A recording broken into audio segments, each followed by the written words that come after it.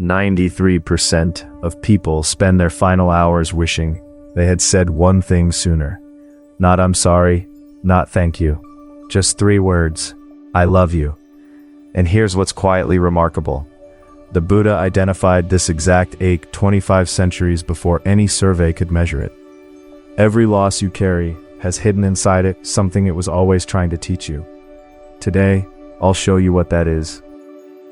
About 2,500 years ago, in the foothills of the Himalayas, in a small kingdom in northern India called Kapilavastu, there lived a young man named Siddhartha. He was born into royalty. He had a beautiful wife, a healthy son, and every comfort a person could want: music, flowers, feasts, and the laughter of people he loved. One morning, as a spring breeze drifted over the palace walls, a quiet thought arrived in his mind. What is out there, beyond these walls? That single question was where everything began. A small, still question, falling into the center of his chest, refusing to disappear. That is the story I want to share with you today. Not the story of a man who had nothing, but the story of a man who had everything, and still heard that quiet knock. Because the question did not come from his poverty, it came from his gardens.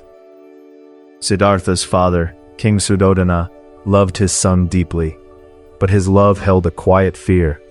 When the boy was born, a seer had spoken these words: "This child, if he remains in the world, will become a great king.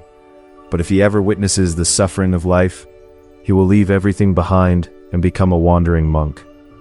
The king was terrified of that prophecy, and so he built a world inside the palace walls, a world without aging, without illness, without any shadow of death. Only youth, only health, only joy.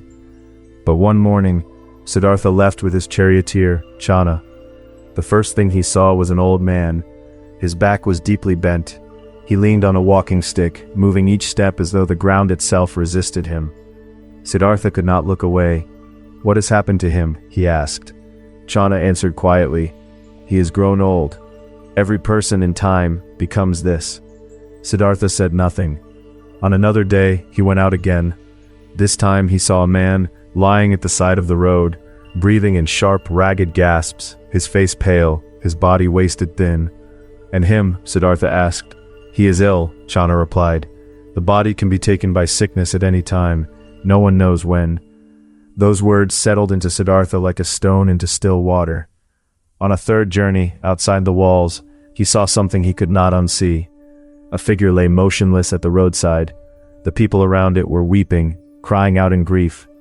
Before Siddhartha could finish his question, Channa said gently, "He has died. His life is over. All people one day come to this. You, me, not one of us is the exception." Siddhartha brought his horse to a stop. A long silence followed. Only the wind moved, only the leaves. He returned to the palace, but he was no longer the same person who had left. The music reached him like sound through water. His wife's smile seemed far away. The food in front of him went untouched. We age, we fall ill, we die. No one is spared. Then what is this suffering truly, and can a person ever be free of it? The question would not leave him. On the fourth journey, Siddhartha met a wandering monk. The man wore simple, worn robes and carried nothing but a small bowl. Yet his face held a stillness that was almost impossible to describe. His eyes were calm, his step was light. He moved as though he had somehow stepped outside the current of the world's pain. "Who is he?" Siddhartha asked. "A monk who has left home," said Channa. "He walks a path seeking freedom from the suffering of aging, illness, and death." Siddhartha watched that figure until he disappeared from sight. An old man, a sick man, a dead man, a man walking freely. 4 encounters and something inside the young prince cracked open. Not broke, opened. That night, lying awake, he made his decision. He would leave. He would leave behind his wife, his child, the softness of that life, and walk toward the truth. And so a long journey began. He did not look back as he passed through the palace gates, not because he did not love what he was leaving, but because he loved something larger, something he could not yet name. Behind him, his son slept in his mother's arms, small and unhurried, breathing the quiet breath of a child, with no knowledge of what the night had taken from him.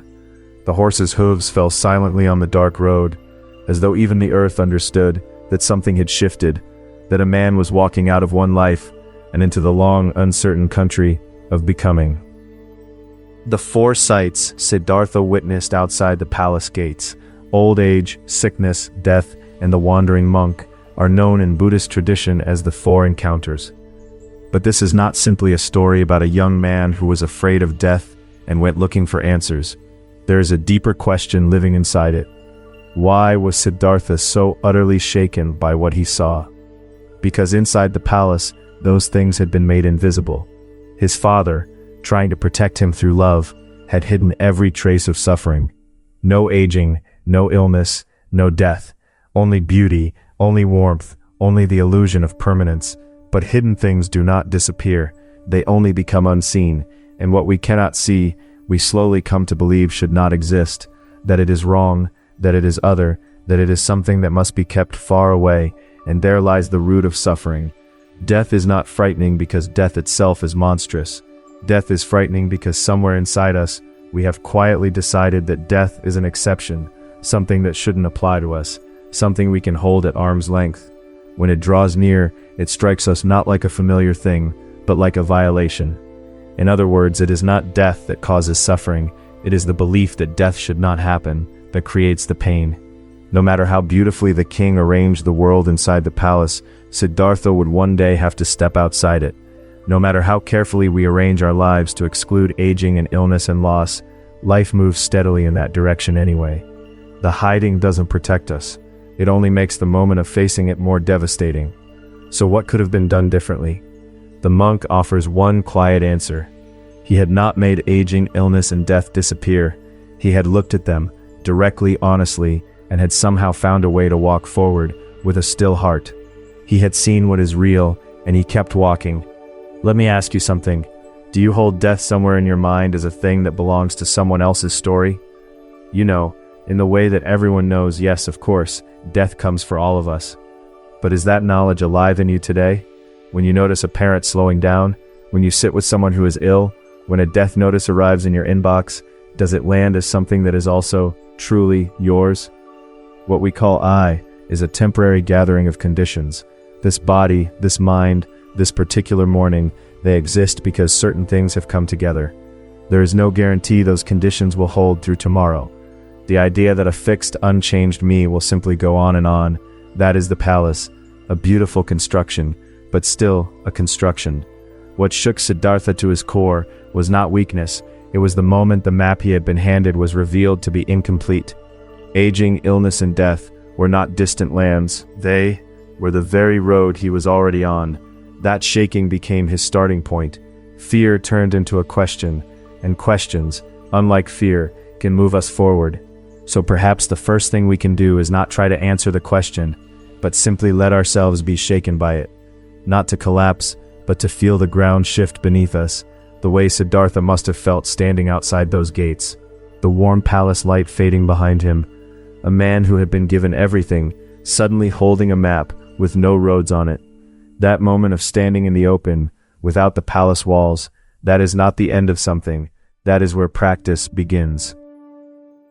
Let's bring this closer, into the ordinary texture of a modern life. Think about watching a parent age. You go home after a long time away and something is different. Your mother's back is a little more curved. Your father takes the stairs more slowly. There is a small pause before they remember a name. Each time you notice these things, something stirs uneasily in your chest. Where does that unease come from? Is it because your parent is aging? Or is it because somewhere inside you, there lives a quiet conviction that they should stay the way they always were, that the version of them you grew up with should somehow remain? Aging is not something gone wrong. It is one of the ways life moves through a body, but we so often file it away as a change that should not be happening. And in that moment, unease hardens into pain. When Siddhartha first saw the old man, he could not look away. But he did not run. He stayed and he asked, "What is this? Why does this happen?" That act of staying, of looking, was the beginning.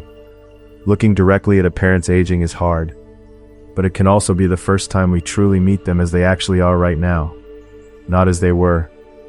Or think about the workplace. You have given years to something, and then your role shifts. A younger colleague moves ahead. Something that came easily yesterday suddenly won't cooperate today. Many people know the particular ache of that. And the ache comes from the same place. An invisible assumption that the version of yourself you built, capable, needed, defined by what you can do, should stay constant. When that image shakes, it hurts. Buddhism offers a quiet correction here.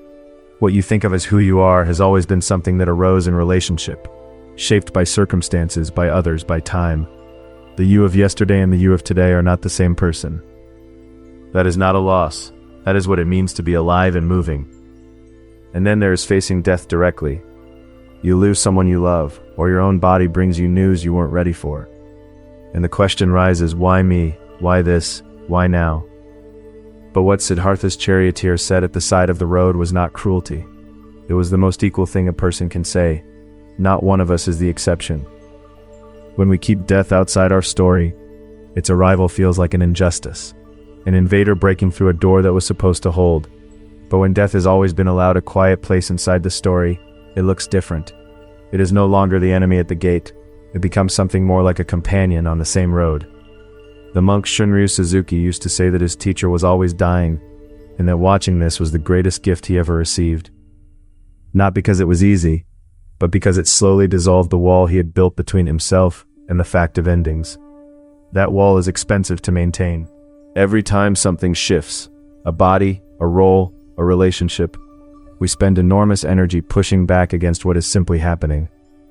What remains when the wall comes down is not emptiness. It is something quieter and steadier, the capacity to be present with a person or a moment, exactly as it is. So, if there is one small thing you might try today, what could it be? Among the practices the Buddha taught his students was one called Maranasati, which translates simply as the meditation on death. It is not morbid. It is not meant to frighten. It is just this: once each day, pause and gently remind yourself, this day will end. That ending may be far away, but it may not be. Siddhartha did not turn away from what he saw outside the palace gates. He stood still, and he looked. And that looking changed everything. We can do the same. Here is what it might look like in practice. Tonight, before you sleep, set aside just 3 minutes. Close your eyes, and let yourself feel that today is ending. The face of someone you were with, something you tasted, the air on your skin at some point during the day. Let yourself consider, what if today was the only day I had with those things? This is not a space for sadness. It is a space for receiving, for actually taking in that today happened, that it was real, that it was yours. We move through most of our days on the assumption that tomorrow is already waiting, and there is nothing wrong with that. But when we grip that assumption too tightly, today becomes thin. The words we exchanged, the warmth of someone nearby, the particular quality of an afternoon, none of it fully lands. To let death walk beside you is not to live in dread of it. It is to let today carry its full weight, to feel that this conversation, this meal, this moment of quiet is something that will not come again in quite this way. That shift doesn't happen all at once. I can't promise it will transform anything, but I can say this: today sometimes looks a little different when you've given yourself 3 quiet minutes to really receive it, and sometimes that is enough. There is a story told of a monk who each evening before he slept would fold his robe carefully and set it beside his mat, not out of habit, but as a way of saying, I do not know if these hands will need this again. Those who knew him said he was not a sorrowful man. He was, if anything, one of the most awake people they had ever been near. Think of the person you spent the most time with today. Did you actually look at their face? Did you really hear their voice? If you could see them just one more time, what would you want to say? Most of us would not reach for the clever thing or the right thing. We would simply want them to know they were not invisible to us, that we noticed the way they stirred their coffee or laughed before the joke was finished. That small seeing is what we call love, and we keep missing it while the person is still right there. A monk was once asked what he regretted most after his teacher died, and he did not mention the teachings he forgot or the questions he never asked. He said only this: I used to leave the room while he was still speaking. If this idea of befriending death feels like a stretch, We once explored how the Buddha himself faced death without fear in an earlier teaching. And that may be where this journey truly begins. If I had to offer today's whole story in a single line, it might be this: to look at death is to look at life. Siddhartha saw an old man, a sick man, a dead man, and a monk walking freely. Those 4 encounters sent him out into the world to find the truth. On the morning he stepped beyond the palace gates, he did not lose something. Something finally opened. The further we push death away, the thinner our living can become. But when we allow it to walk quietly beside us, the color of today deepens, just slightly, but noticeably. The story of the 4 encounters is 2,500 years old. A young prince, a walled palace, a road outside. But the experience of stepping outside your constructed world and seeing reality for the first time, that belongs to no single century. It is available to any of us, at any age, in any life. We all live inside some kind of palace. The palace of busyness, the palace of routine, the palace of looking away. You don't have to tear the walls down, but perhaps you can open the gate, just a little. Thank you for sitting with me today, all the way to the end. If something here stays with you as you move through the rest of this day, that is more than enough. It really is. And if on your way home you pass something you usually walk past, a bare tree, an old face, a single quiet moment, perhaps you will let yourself stop just briefly and look. That is the gate. May today's words quietly take root within you. One story a day. In a week your words will change. In a month your eyes will change. In a year the same world will look completely different.